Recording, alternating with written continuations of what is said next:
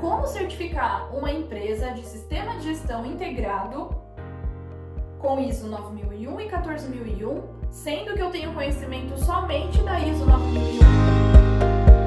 Olá, sou Milka Gonçalves, especialista em sistema de gestão integrado e compartilho conhecimento sobre qualidade, meio ambiente e inovação.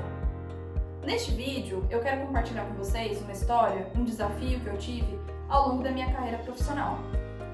De 2007 até 2012, eu trabalhei em uma empresa metalúrgica, onde eu era responsável por um sistema de gestão da qualidade, e em 2012 eu me formei na graduação e estava procurando novos desafios, novas oportunidades. Foi neste mesmo ano que eu recebi a ligação de uma profissional para acompanhá-la numa auditoria de certificação de produto voltada para a NBR 14776. Eu não tinha conhecimento sobre essa norma, mas eu aceitei acompanhá-la nesse processo de auditoria. No final dessa auditoria, ela me convidou para participar também de um processo seletivo para trabalhar nessa empresa, sendo a responsável pelo sistema de gestão integrado. Opa, era um sistema de gestão integrado, não era um sistema de gestão da qualidade que eu trabalhei de 2007 até 2012. E detalhe, ela precisava de uma pessoa para substituí-la num período de 2 anos, porque ela estaria em um projeto da empresa, em um outro local, e ela teria que ter uma pessoa para cuidar do sistema de gestão. Só que a auditoria de manutenção de certificação daquela empresa com relação ao sistema de gestão integrado estava previsto para acontecer depois de 7 meses. Então, daquele dia que nós conversamos, tínhamos 7 meses para avaliar todo o processo e garantir de que nós conseguiríamos a certificação mais um ano por um órgão certificador. Aí que começou o meu desafio, porque eu não tinha conhecimento de um sistema de gestão ambiental, eu não tinha conhecimento dos requisitos de uma ISO 14001, somente da 9001. Como certificar uma empresa de sistema de gestão integrado com ISO 9001 e 14001, sendo que eu tenho conhecimento somente da ISO 9001?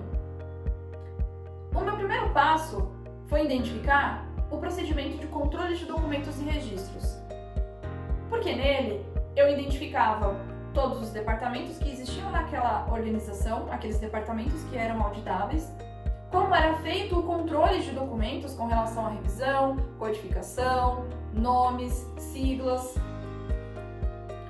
Depois que eu avaliei esse procedimento, eu já consegui identificar todos os departamentos que tinham dentro daquela organização.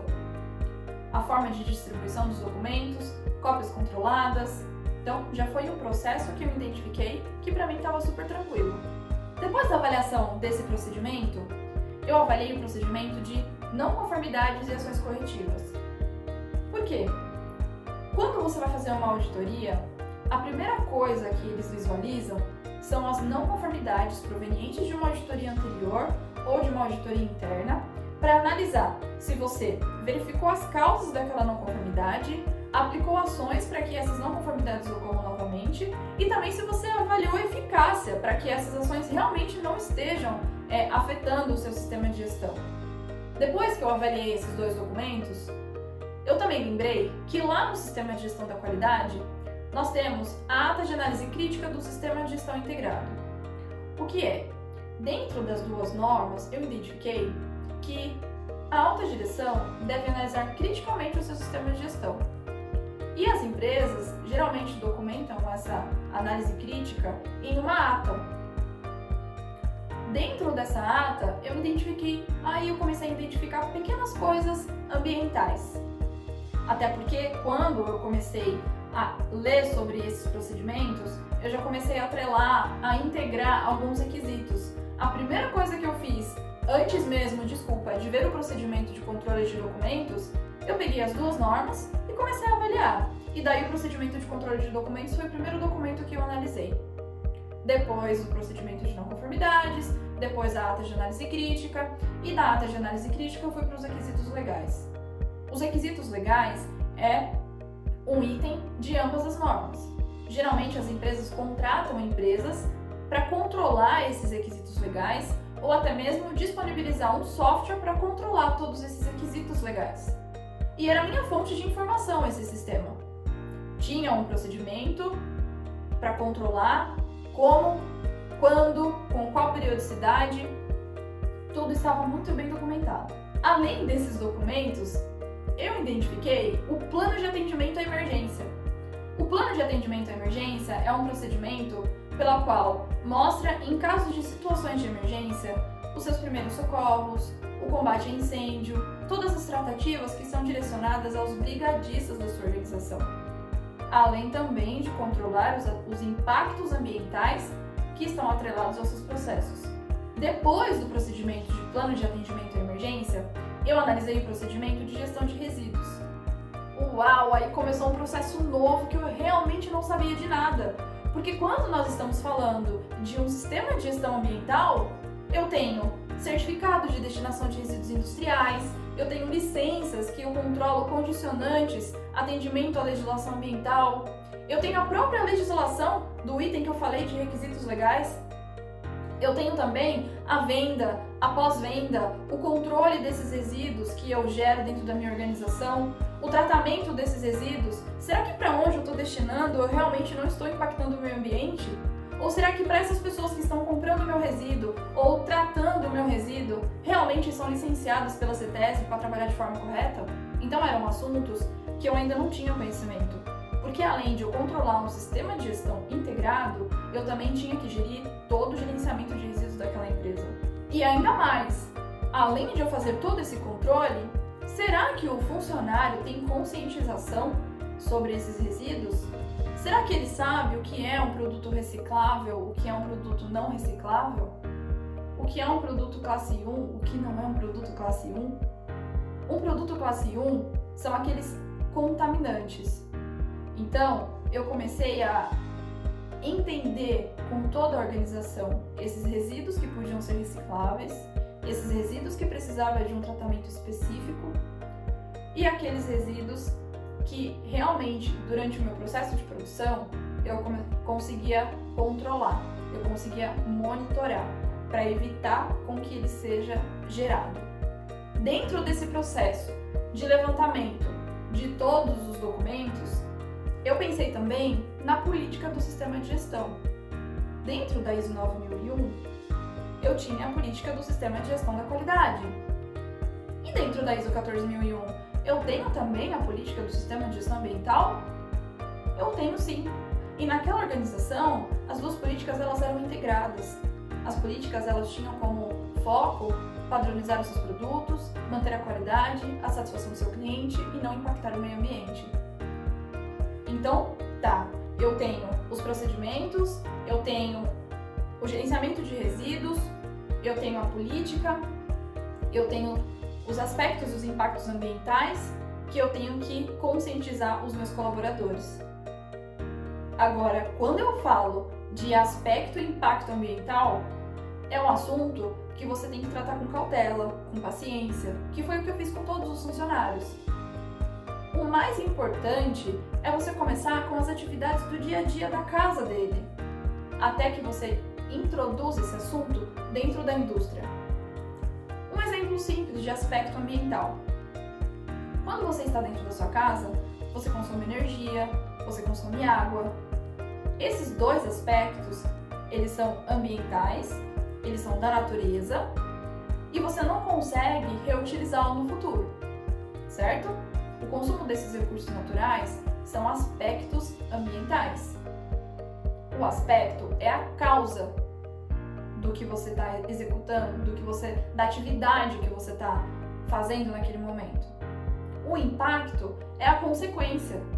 Se você utilizou a água, você não vai conseguir disponibilizar dessa mesma água no futuro próximo. Então é um impacto ambiental.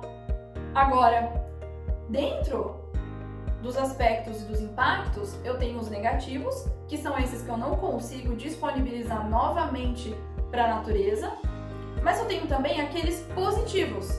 Os aspectos positivos são aqueles que, apesar de eu consumir, eu reutilizo, consigo recuperar uma parte e eu não tenho um impacto tão significativo quanto se eu não recuperasse. Então ele se torna um aspecto positivo. Então vamos lá. Aspecto é a causa, impacto é a consequência. Ambos podem ser positivos ou negativos e também significativos para a sua organização. todos esses aspectos e para todos esses impactos, você precisa ter um controle para evitar que afete o meio ambiente e que afete o seu produto, o seu cliente, o seu sistema de gestão como um todo. Esses itens eu tinha que fazer a conscientização toda semana, todo mês, um pouquinho de assuntos no mural, um pouquinho de assuntos falando pessoalmente, a política, a coleta seletiva, são assuntos que devem ser abordados periodicamente, com frequência, porque são assuntos que os funcionários, com o tempo, eles vão se adaptando, eles vão conhecendo o processo, lá na frente eles conseguem olhar o processo deles e enxergar, poxa, isso é um aspecto ambiental, se eu consumir isso agora, eu não consigo recuperar, então ele é um aspecto negativo. Isso foi um processo demorado.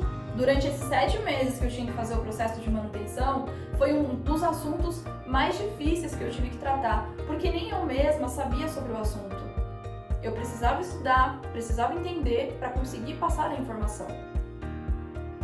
Vocês perceberam que ao longo de todos esses documentos, de todos esses procedimentos, eu fui integrando os requisitos da ISO 9001 e os requisitos da ISO 14001 de uma forma automática. Eu fui avaliando esses requisitos. E é muito importante que quando você avalia esses requisitos, você também compartilhe com a alta direção ou até mesmo com os gestores da planta para eles entenderem de uma forma simples e objetiva como que eles são aplicáveis nos seus processos, nos seus procedimentos e nos requisitos das normas mesmo.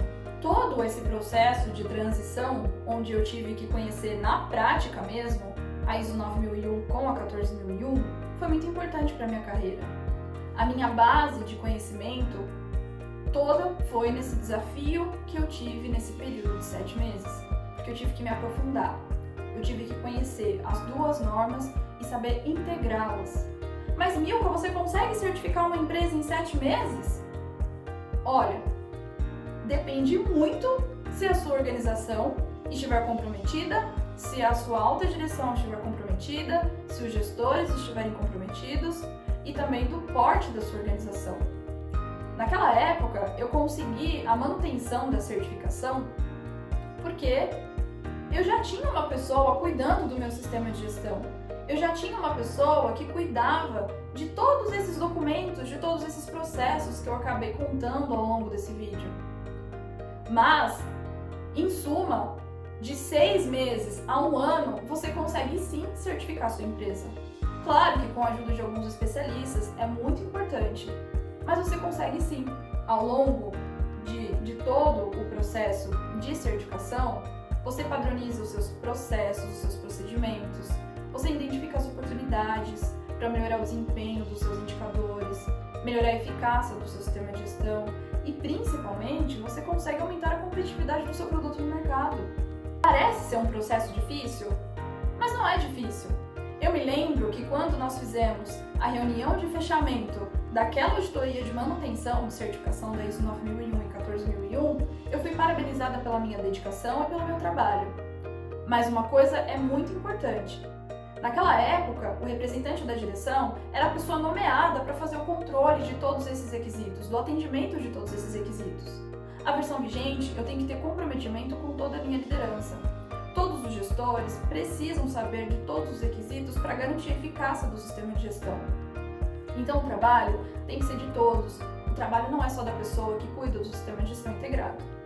Então, nos próximos vídeos, eu compartilharei mais informações na prática sobre o sistema de gestão integrado. Se você ainda não compartilhou esse vídeo, se você ainda não se inscreveu no meu canal, se inscreva, compartilhe e dá o seu like.